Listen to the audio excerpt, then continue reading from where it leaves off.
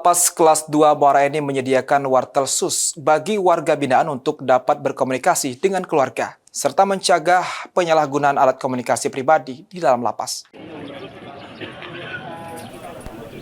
Berbagai cara dilakukan oleh pihak lapas kelas 2 Muara Enim untuk mencegah adanya barang-barang ilegal yang masuk atau digunakan warga binaan saat berada di dalam lapas.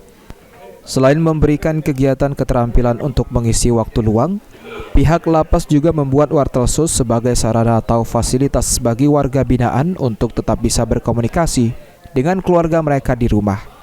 Kakanwil Imigrasi dan Pemasyarakatan Sumsel, RWD Supriyanto mengatakan, warung telekomunikasi khusus merupakan ketentuan resmi yang memang disediakan untuk warga binaan agar bisa terus berkomunikasi dengan keluarga, serta digunakan oleh seluruh warga binaan sebagai fasilitas umum. Selain itu, wartel sus berfungsi untuk mencegah dan membatasi komunikasi warga binaan dengan pihak luar agar benda ilegal tidak mudah masuk ke dalam lapas. Jika warga binaan menggunakan alat komunikasi pribadi, akan besar kemungkinan adanya aktivitas ilegal.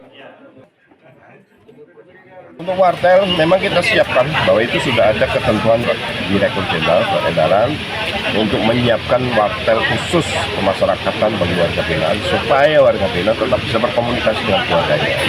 Karena itu tetap menjadi hak mereka untuk bisa berkomunikasi. Sehingga kita siapkan secara resmi dari pihak ketiga ya, itu tidak ada penyalahgunaan menggunakan alat komunikasi yang dimiliki secara pribadi oleh warga binaan di dalam lapas. Karena dengan alat komunikasi pribadi itu banyak potensi yang bisa mempengaruhi keluarga.